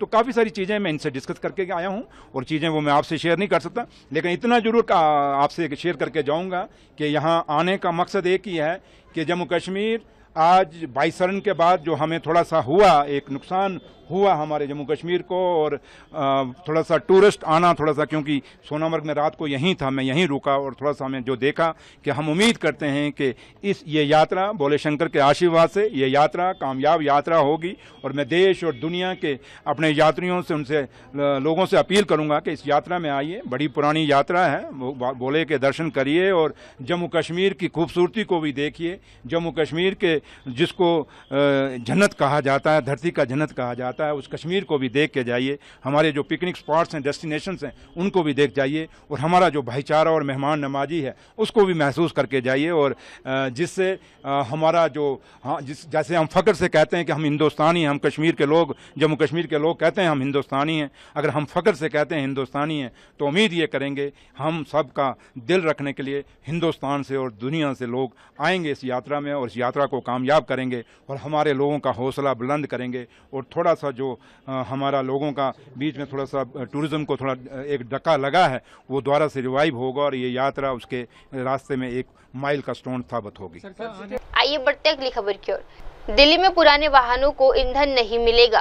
दिल्ली पुलिस ने special CP traffic management Ajay Chaudhary ने बताया कि ये कार्यवाही सुप्रीम कोर्ट और नेशनल ग्रीन ट्रिब्यूनल के आदेश के तहत की जा रही है। उन्होंने कहा कि ट्रैफिक पुलिस ने अब तक विभिन्न पेट्रोल पंपों पर 16 से ऐसे वाहन जब्त किए हैं जिनके खिलाफ ये नियम लागू हुआ है। दिल्ली की वायु गुणवत्ता में सुधार लाने के लिए ये एक अहम कदम माना जा रहा है। इसके साथ ही ट्रैफिक पुलिस ने कहा कि पेट्रोल पंप पर कैमरे भी लगाए गए हैं ताकि इस नियम का सख्ती से पालन सुनिश्चित किया जा सके। जो एंड ऑफ लाइफ व्हीकल्स को खत्म करने के लिए माननीय सुप्रीम कोर्ट और एनजीटी के जो आदेश हैं उनका अनुपालन करते हुए आज से 1 जुलाई की सुबह से जो गाड़ियां 10 से 15 साल पुरानी हैं डीजल और पेट्रोल की, उनको ये तय किया गया है कि किसी भी पेट्रोल पंप पर डीजल और पेट्रोल नहीं दिया जाएगा। तो ये मुहिम जब सुबह से शुरू हुई है तब से लेकर अभी तक ट्रैफिक पुलिस ने विभिन्न पेट्रोल पंप्स पर 16 गाड़ियों को सीज किया है। और चूंकि बहुत ज़्यादा अवेयरनेस पहले से थी, मीडिया में भी ये सूचना आ चुकी थी और विज्ञापन भी इस संदर्भ में दिया जा चुका था, इसलिए काफ़ी सारे लोग अवेयर हुए हैं और हो सकता है कि इसलिए गाड़ियां कम आ रही हैं और लोग इस पर विचार कर रहे हो कि अपनी गाड़ियों को वो किस तरह से दिल्ली से बाहर भेज सकते हैं या उनकी स्क्रैप वैल्यू ले सकते हैं। सर, अब तक कितनी जो गाड़ियां हैं वो जब्त की जाए? और आज सुबह से लेकर जो दिल्ली पुलिस के पास हमारे पास इन्फॉर्मेशन है, हमारी टीम्स ने 16 गाड़ियों को सीज किया है जिसमें अधिकांश मोटरसाइकिल्स हैं। और सर, लगातार ये मुहिम ट्रैफिक पुलिस की पहले भी चल रही थी, आज से इसको लागू किया गया, तो इस पर बात की जाए कि किस तरह कितने जवान जो है पेट्रोल पंप पे लगे हुए हैं और किस तरह से आप लोग इस पर एक्शन ले रहे हैं? देखिए, इसमें सबसे महत्वपूर्ण बात जो है जिस पर हम लोगों को फोकस करने की ज़रूरत है कि दिल्ली की एयर क्वालिटी इंडेक्स को इम्प्रूव करने के लिए पूरी मुहिम छेड़ी गई है, पूरी कवायद की जा रही है। तो पूरा उद्देश्य ये है सभी स्टेक होल्डर्स का कि जब तक अक्टूबर नवंबर के महीने आए, क्योंकि वेहिकुलर पॉल्यूशन का कंट्रीब्यूशन बहुत ज़्यादा होता है एयर क्वालिटी को ख़राब करने में, इसलिए सभी लोग चाहते हैं कि दिल्ली की आबो हवा बेहतर बने और इसीलिए इस ड्राइव को आगे भी जारी रखा जाएगा। और जैसा मैंने बताया कि 1 नवंबर के बाद पड़ोसी ज़िलों में भी यही सेम पॉलिसी लागू की जाएगी कि किसी भी 10 साल और 15 साल पुरानी गाड़ी को फ्यूल न दिया जाए। सर, एक बार ये बता दीजिए कि पंप पे किस तरह के इंतजाम किए, क्या क्या सिस्टम लगाया गया है और किस तरह से कार्रवाई की जाए? सभी पेट्रोल पंप्स पर ट्रांसपोर्ट डिपार्टमेंट की तरफ से ANPR कैमरे लगाए गए हैं, अनाउंसमेंट सिस्टम रखा गया है। गाड़ी के वहाँ पहुँचते ही कैमरा उसको गाड़ी का नंबर कैप्चर करता है और ये घोषणा हो जाती है कि आपकी गाड़ी एंड ऑफ लाइफ है और फ्यूल नहीं दिया जाएगा। उसके बाद ट्रांसपोर्ट और दिल्ली ट्रैफिक पुलिस की टीम्स उस गाड़ी को सीज करके स्क्रैपर को हैंड ओवर कर देते हैं। लोगों के लिए क्या मैसेज देने की जैसे सभी को पता है, मैसेज यही है, निवेदन यही है कि दिल्ली की जो पॉल्यूशन है उसको कम करने के लिए ये सबकी जिम्मेदारी है और सबके हित की बात है। सभी को सहयोग करना चाहिए और जितनी जल्दी हो सके हम लोगों को एंड ऑफ लाइफ व्हीकल्स और दूसरे तरह के पॉल्यूशन को खत्म करने के लिए कठोर से कठोर कदम उठाने चाहिए। आइए बढ़ते हैं अगली खबर की ओर। भाजपा प्रमुख मायावती ने रेलवे किराया वृद्धि का विरोध किया। बहुजन समाज पार्टी की अध्यक्ष मायावती ने केंद्र सरकार द्वारा रेलवे किराया बढ़ाने के फैसले की कड़ी आलोचना की है। उन्होंने कहा कि जब देश की अधिकांश जनता महंगाई, गरीबी, बेरोजगारी और घटती आय से जूझ रही है, तब रेलवे किराया बढ़ना जनहित के खिलाफ है। मायावती ने इस निर्णय को संविधान के कल्याणकारी उद्देश्यों के विपरीत बताया और इसे केवल व्यापारिक मानसिकता से प्रेरित बताया। उन्होंने कहा ये कदम GST और तहत लोगों के दैनिक जीवन पर अतिरिक्त बोझ डालने वाली सरकार की परंपरा को दर्शाता है जो बेहद अनुसूचित है। बेहतर होगा कि सरकार इस फैसले पर पुनः विचार करे। जैसा कि ये विदित है कि देश के अधिकांश लोग जब जबरदस्त महंगाई, गरीबी, बेरोजगारी व कमाई घटने आदि की हर दिन की भूख प्यास तथा गरीबी व तंगी के त्रस्त जीवन की मार से अति पीड़ित और दुखी है। आइए बढ़ते अगली खबर की ओर। दक्षिण रेलवे में नया ओटीपी आधिकारिक टिकट बुकिंग सिस्टम। दक्षिण रेलवे के क्षेत्रीय रेलवे उपयोगकर्ता परामर्श दात्री समिति के सदस्य जाफर अली ने बताया कि 15 जुलाई से टिकट बुकिंग प्रक्रिया में बड़ा बदलाव आने वाला है। अब तत्काल टिकट बुकिंग के दौरान यात्रियों को मोबाइल पर ओटीपी मिलेगा जब उनके आधार से जुड़ा होगा। इससे टिकट बुक करना और भी सुरक्षित और सरल हो जाएगा। इसके साथ ही रेलवे मंत्रालय यात्री आरक्षण प्रणाली को अपडेट कर रहा है, जिससे टिकट बुकिंग क्षमता को जबरदस्त बढ़ोतरी होगी। पहले जहां 1 मिनट में 32,000 टिकट बुक होती थे, वहीं अब ये संख्या बढ़कर 1.5 लाख टिकट प्रति मिनट कर दी गई है। MGFA Jafar Ali, I am member of the Zonal Railway Users Consultative Committee for Southern Railway. So Government of India, Ministry of Railways has announced very good things for its passengers. The important thing that has been implemented by from today, Aadhaar linked should be merged with the Tatkal scheme. The Aadhaar should be linked with the Tatkal from today, that is 1st July, and it is a very important. The thing is, from 15th of July, if you book the tickets through Tatkal, the OTP will come to your mobile, which is connected with the Aadhaar. So from that you can book your ticket easily. It was an issue previously that agencies that used to book the tickets and you cannot get some sort of confirmations. So based on these allegations, Ministry of Railways has introduced a very good scheme for its passengers, that Aadhaar should be linked with the Tatkal scheme, so that while booking through Tatkal, you will get an OTP. From that OTP, you will get a confirmation tickets. And moreover, the second thing is, when you get the confirmation only by 4 hours of your time of journey. Now, Southern Government of India, Ministry of Railways, the Railway Board has recommended to the Ministry of Railways that 4 hours is increased by 8 hours. By you are going to your destination by 2 p.m. in the noon. So before one day, by 9 p.m. in the night, you get the confirmation. So it's a very basic news, and you can plan your journey 8 hours before. Whether it is confirmed, is it not confirmed, you can plan journey 8 hours before. I think this is a historic announcement by the Indian Railways. As a member of ZRUCC, I want to thank Ashwini Vaishnav, Minister for Railways, and the Railway Board. And sir, the important thing, one more important thing to the passengers is, Government of India, Ministry of Railways as upgrading the passengers reservation system. What is the passenger reservation system?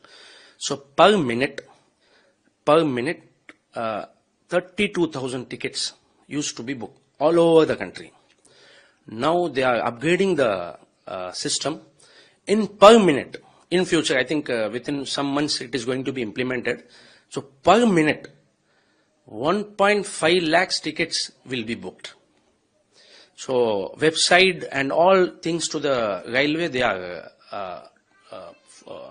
in 5G, 6G speed, we can say they are generating it. So per minute, 1.5 tickets throughout the country can be booked. I think that is quite a historic thing. And and as far as the rate is concerned, the cost of concern, we didn't think so this much increased. 2014 it was increased, 2020, and now it has been increased. And the thing is, AC coaches, 1 kilometer, Railway Ministry have increased only 2 paisa. 1 kilometer 2 paisa for AC coaches, and non-AC mails and express 1 kilometer 1 paisa. I don't think so. That will more affect the low class passengers who travel in a non-AC or any. And second class, as far as second class is concerned, 500 kilometers, there is no extra cost. Only 501, half paisa per kilometer. Only half paisa per kilometer. And as far as suburban trains are concerned, rates have not been increased. So this is the historic thing by the Indian Railway that is quite welcomeable. As far as I am the member of Zonal Railway Users Consultative Committee, I welcome it. And I thank Government of India, Ministry of Railways, Minister for Railways Ashwini Vaishnu ji for this initiative, sir. Thank you. अब वक्त तो चला है दर्शकों, छोटे से break का। Break के बाद भी जुड़े रहिए, देखते रहिए मेरे सहयोगी मिनल के साथ देश प्रदेश की तमाम बड़ी खबरें। धन्यवाद। नमस्कार, मैं हूं Abhishek Bachchan. Keep watching MNS news.